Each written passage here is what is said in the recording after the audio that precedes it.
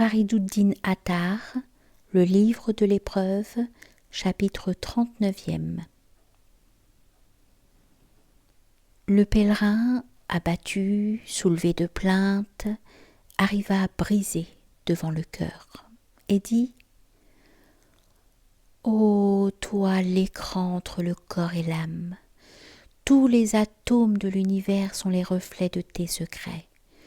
Tous les mystères de l'être et du non-être jusqu'à la fin des temps sont décelés par ton essence.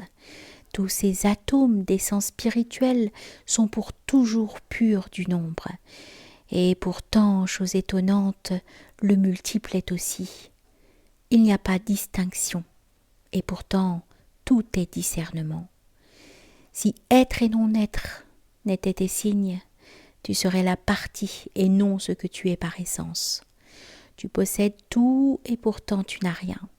Ceci afin que chacun de tes êtres soit aussi non-être. Avec l'unité, tu es éloigné du nombre comme samedi l'est de vendredi. Et comme vendredi, tu n'es ni un ni multiple. Ta gauche est ta droite. Tout ce que tu dis est ce qui arrive. Tu es entre deux des doigts du miséricordieux. C'est pourquoi tu es à la fois différent et identique. Les deux doigts du Seigneur suffisent. Ces deux preuves sont pour toi des preuves évidentes et éternelles, puisqu'une telle proximité t'est assurée. Le parcours des deux mondes est pour moi moindre. Procure la proximité à moi qui suis éloigné, à moi dont la détresse dépasse les limites. Lorsque le cœur du cœur brisé entendit les secrets, tel le cœur il fut ému et répondit : je ne suis qu'un reflet du soleil de l'âme, enivré pour toujours de son vin immortel. Le cœur fut créé par son doigt, et l'âme par son souffle. Mais comment le visible pourrait-il accomplir la tâche de l'invisible ? Je suis cœur, et de ce fait prêt à capter du souffle de l'âme le moindre effluve. Je suis cœur, et de ce fait tourne sans cesse, afin de recevoir de la proximité de l'âme un signe. Je suis cœur, et de ce fait roule comme la boule au jeu de mailles, afin de glaner auprès de l'âme un soupçon de son parfum. Sans vin, je suis toujours ivre, car l'âme se joue de moi. Le cachet auquel il n'est pas de limite est inaccessible à ceux qui sont familiers de l'apparence. L'âme vient de l'intérieur. Moi, que puis-je ? C'est pourquoi à ce chagrin je m'ensanglante. Si tu veux, fût-ce un seul instant, être proche de moi, dans la souffrance et le sang, bâtis ta demeure. Sinon renonce au sang et à la terre. Purifie-toi et prends la voie de l'âme pure. Le pèlerin se présenta devant le sage clairvoyant. D'un cœur plein de détresse, il lui exposa son état. Le sage lui dit : « Le cœur est l'océan de l'amour. Ses vagues charrient les joyaux de la passion. La douleur d'amour est le baume de tous les cœurs. Aucun nœud ne fut jamais dénoué sans l'amour. » Vois l'amour dans le cœur et place ton cœur dans l'âme. Sans univers, dans sans univers, dans sans univers, puisque tu détiens la clé du cœur, contemple ces mondes un instant. Combien de temps réfléchir encore ? Entre dans l'arène, sois comme la boule, tourne éperdu. L'homme prudent n'est pas homme de l'amour. La passion exige la fougue.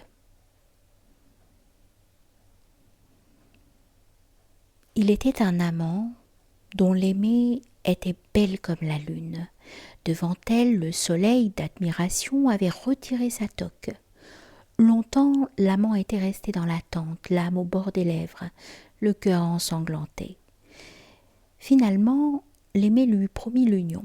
« Ce soir, dit-elle, sera pour toi audience. » L'amant se présenta au seuil de son désir.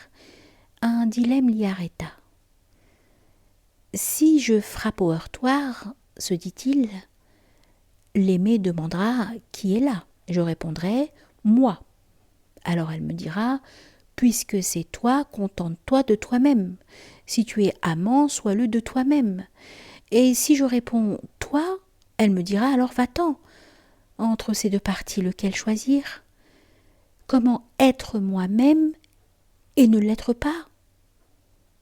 Ainsi jour et nuit au seuil de la menthe, il se tenait abîmé dans ses réflexions. Ces paroles furent rapportées à un homme au cœur pur. Il dit « Voici un être rationnel, non un amant véridique. À la façon des hommes raisonnables, de 100 manières il se fait question et réponse. Si son amour était efficace, il eût aussitôt brisé la porte et fût entré. Tant que, sans écouter le cœur, tu réfléchis à ton affaire, ta récolte entièrement sera perdue. Les amants n'ont que faire de la réflexion. Celle-ci est la profession des hommes prudents. L'âme brûlante de l'amant aspire au feu de l'amour. Le jour du jugement est nuit en comparaison du jour de l'amour. Voir l'aimer, puis éperdu mourir, tel est l'amour vrai.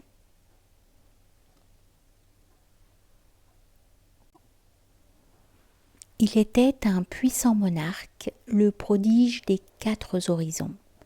Sa souveraineté s'étendait absolue. Il avait, derrière le rideau, une fille belle comme la lune. De languissement pour elle, le soleil avait perdu son chemin. Cette princesse était tout entière grâce, beauté, caresse. Elle était la lumière, le filtre, l'élixir du cœur. Le soleil de son visage resplendissait. À la lune et au soleil, il enseignait la modestie.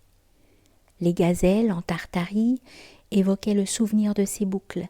Ses boucles à profusion exhalaient le benjoin et le musc. La nuit, du filet de ses noirs anneaux, cette princesse asservissait la lune. Ses accroche-cœurs, comme autant de signes de bon augure, étaient sans heurtoir à la porte de chaque cœur. Quand l'arc de ses sourcils se tendait, de chaque langue un cri d'admiration s'échappait. Quand de cet arc une flèche jaillissait, quiconque en était frappé tombait aussitôt ensanglanté. Les flèches de ses cils étaient si acérées qu'à leur dard le sang déferlait. À peine ouvrait-elle ses yeux de narcisse qu'elle capturait tous les cœurs, semant la discorde parmi les sorcières, soulevant la plainte parmi les gazelles. Sa bouche étroite comme un poing était scellée par un rubis. Un cheveu même n'y aurait pu tenir, hormis peut-être celui de sa propre taille. Rapporter son langage serait un sacrilège. Combien amer il est de ne pouvoir en parler avec justesse. Sel et sucre mélangés s'écoulaient de sa bouche, cette salière comme du sucre. L'eau de la vie était assoiffée de ses paroles. L'œil de Resnive était amoureux de son visage. Décrire ses lèvres exigerait 100 mondes de connaissances. Comment en parler? Que dis-je? Seigneur, il n'est rien de doux que je puisse citer si ce n'est ses lèvres mêmes. Qu'ajouterais-je en y songeant si ce n'est des soupirs? Bref, cette idole possédait un jardin, un paradis planté d'arbres et de fleurs embaumant l'ambre gris. Un serviteur, au jour du printemps, avait engagé 100 journaliers. Ceux-ci s'adonnaient tous à l'ouvrage, ardents comme le feu, le cœur réjoui à la beauté de ce parterre. C'est alors que cette idole pénétra dans le jardin. On aurait dit un flambeau dans la nuit. Elle allait, gracieuse comme la perdrix, altière comme le faucon. Les brocarts de son pan formaient une traîne sur le sol, et ses boucles des gerbes noires. À mesure qu'avançait légère cette beauté à la poitrine d'argent, toutes les fleurs s'inclinaient de confusion. Parmi les journaliers se trouvait un adolescent, impatient comme le feu. Il plaça l'amour de cette princesse en son âme. Comment y aurait-il échappé? Cet amour enflamma son âme, pilla sa vie, déroba sa foi. L'homme fut perdu. Il chancela et tomba à terre. Ses larmes, torrents impétueux, inondèrent ses vêtements et ses soupirs s'échappèrent comme les flammes des éclairs. Le cœur partit, son âme fut en fièvre, son ouvrage abandonné, une tâche ô combien plus lourde lui échut. À ses soupirs, derrière le rideau, un enfer s'embrasa dans la plaine. Les larmes ruisselèrent de ses yeux comme du nuage, un nuage qui eût versé du sang. Tantôt il se frappait la tête contre le roc, tantôt il se lacérait à coups de pierre, tantôt il offrait son âme, une âme ivre d'amour, tantôt il désespérait de l'amour. Finalement, dans la poudre et le sang, il s'effondra sans connaissance. Ainsi, jusqu'au milieu de la nuit, il resta évanoui. La princesse fut avertie de cet amour. Elle ordonna à son serviteur de faire venir en hâte le jeune homme, afin, dit-elle, que nous nous distrayions quelque peu à ses dépens. Peut-être ensuite nous attacherons-nous à lui. Le serviteur partit et ramena celui qui, désormais de son propre chef, marcha vers sa tombe. Lorsque le jeune homme impatient fut introduit, il vit une assemblée digne en vérité de cette idole. Des beautés au visage de l'une se tenaient alentour, toutes compagnes confidentes et intimes. De l'une à l'autre circulait une coupe de vin, tel le soleil tournant autour de la sphère. Les chandelles d'ambre brûlaient, le bois d'aloès exhalait son arôme. Sur ce, des poulets rôtis furent apportés et les lèvres se mirent à danser. La flûte révéla son secret, son chant s'éleva sur le monde de David. Le son de la harpe et la plainte de la syrinx enchaînèrent, s'harmonisant comme le lait et le miel. Sous l'effet de la joie, de l'ivresse et des chants, sous l'effet de la beauté de ses suivantes au visage de l'une, un tumulte s'éleva. Le monde fut empli de vacarme. Quant à cette idole, elle se tenait telle la lune, le visage découvert. Le cœur au prix de 100 âmes achetait sa beauté. Il achetait en guise de remède une parcelle du tourment de l'aimer. Le jeune homme, en pareille assistance, à la vue de pareille confidente, sentit s'abattre sur ses membres un frémissement. Il se mit à trembler comme les feuilles de l'arbre.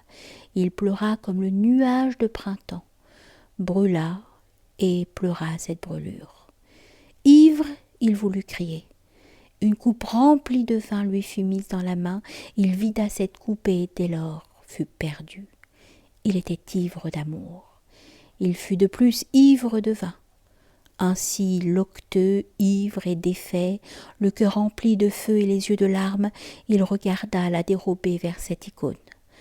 Mais comment l'aurait-il pu voir puisqu'il pleurait? La jeune fille approcha, une coupe à la main. Elle s'assit à son côté et, par ce faire, le porta à l'agonie. Elle plaça dans une main de ce pauvre indigent ses boucles d'ambre, et dans l'autre la coupe de vin. « Touche mes cheveux, dit-elle, et bois. Ne sois pas chagrin, ce soir pour toi ce sera plus doux qu'hier. » Alors le jeune homme, ses boucles dans la main, cette belle icône si proche, se sentit indigne. Il ne savait, mendiant et perdu, où porter le regard. Fallait-il regarder l'œil ou bien la courbe des sourcils? Regarder le visage ou bien les boucles de la chevelure? Regarder le sourire ou bien les 2 rubis lisses et brillants? Regarder le battement des paupières ou bien les 2 nattes brillantes? En pareil lieu, la patience lui manqua. Il ne put supporter l'assaut de pareil éclat. À la fin, d'enivrement extatique, il tomba en arrière et rendit l'âme. La coupe roula de sa main. Il fut libéré de ce monde fatal. On le mit en terre. Son amour fut emporté par le vent. Toi qui n'as pas la capacité de l'amour, tu es un ignorant à vouloir y prétendre. Toi qui n'as pas le courage de cette entreprise, tu vends l'aimer à chaque instant. Celui qui vend l'aimer meurt, les lèvres au bord de l'eau de la vie. Un jour, en pleine assemblée, Le sultan Mahmoud s'emporta contre le charmant Hayez. Le souverain appela Hassen le vizir et lui dit « Désormais je n'ai que faire de Hayez. À cause de lui, mon âme est en effervescence. Dois-je le mettre au lien ou répandre son sang ? Dois-je le libérer, dans ce cas perdre la tête, ou bien le chasser et me détacher de lui ? Celui qui lui serait le plus pénible venant de moi, cela à l'instant même je veux lui infliger. » Le vizir, voyant que le roi parlait sérieusement, répondit « La plus dure épreuve pour Hayez serait d'être vendu. » Ces paroles agréèrent au roi. Aussitôt, il ordonna qu'on vendît cet égaré. Dès qu'au bazar on eut conduit Hayez, des acquéreurs affluèrent de toutes parts. Un notable, finalement, acheta cet effet beau sein blanc. Lorsque là-dessus eurent passé quelques jours, le roi, flambeau de l'univers, fut saisi de regret. Il fit dire à son nouveau propriétaire de lui ramener Hayez. Lorsque le roi vit de loin le visage de l'esclave, il sut que son âme était captive de chacun de ses cheveux. Le souverain fut honteux de son acte. Les larmes par centaines de milliers ruisselèrent sur ses joues. Il dit à l'homme « Tu t'es montré indigne. Ignores-tu que celui qui achète l'aimé du roi mérite que du tranchant de l'épée son sang soit répandu impitoyablement ?» Alors l'illustre Hayez éleva la voix. Au milieu des pleurs, il dit « Certes, celui qui achète l'aimé doit avoir la tête tranchée. Mais dis-moi, ceci me brûle l'âme. Qu'en est-il de celui qui vend l'aimé ? Si l'acquéreur mérite le châtiment, que mérite le vendeur ? Seigneur, il faut un amant véridique pour garder l'aimé. Celui qui accède à la Kaaba des amants, celui-là dans les deux mondes est unique. Cette Kaaba où l'âme est en circumambulation, comment serait-elle accessible à tous ? Ne crains-tu point, en n'y parvenant pas, de perdre les 8 paradis ? Or, sans la lumière du cœur, les 8 paradis ne sont rien. La vie du cœur dépend de l'amour qui est dans l'âme. Et cet amour dans l'âme, de la coquetterie de l'aimer. Tout ce que l'amant reçoit de l'aimer, fût-ce l'hérésie, lui agrée.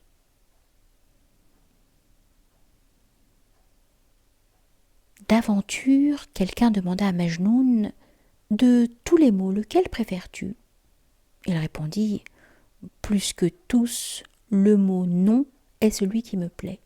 Tant que je serai en vie, ce « non » me comblera. »« Ignorant, » rétorqua l'homme, « quand il y a le « oui », comment préférer le « non » ?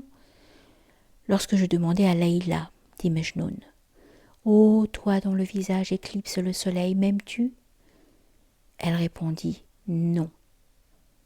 Depuis, je porte le fardeau de ce refus.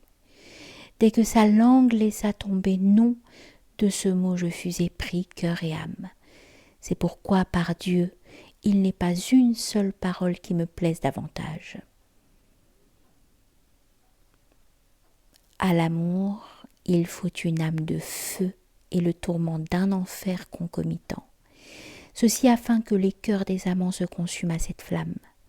Le feu brûle par l'amour, sa chaîne même vient de l'amour. Tous les atomes, visibles ou cachés, sont dans les deux mondes, les étincelles de l'amour. Un jour qu'à la chasse, le sultan Mahmoud poussait son cheval, le gibier fébrile s'enfuit devant lui. Alors des larmes se mirent à couler sur le visage de Hayez. « Esclave bienveillant, demanda le roi. « Pourquoi ces larmes comme la pluie ?» Hayez répondit. « De jalousie je ne puis les contenir. Pourquoi le roi lance-t-il ainsi sa monture à la poursuite de qui fuit devant lui ? Il ne convient pas que quelqu'un comme toi convoite une si pauvre proie. » « Je lance mon cheval, dit le sultan, afin de capturer et d'abattre. »« Ma jalousie est multipliée par 1000, répondit Hayez. « Pourquoi n'est-ce pas moi que tu prends à la chasse ?»« Je prends, dit le sultan, afin de tuer, de verser le sang. »« Ma jalousie est multipliée par 100 000, répondit Hayez. « Pourquoi n'est-ce pas moi que tu veux tuer ?»« Esclave, dit le sultan, je tue pour manger. Alors, répondit Hayez, ma jalousie n'a plus de limite. Pourquoi n'est-ce pas de moi que tu fais ta nourriture? Si de ton corps, dit le sultan, je faisais ma nourriture, tu t'effacerais, je ne pourrais plus rien pour toi. Par Dieu, répondit Hayez, si le roi de l'univers faisait sa nourriture de ce fou par amour, l'esclave obscur que je suis à présent serait Mahmoud, il me suffirait.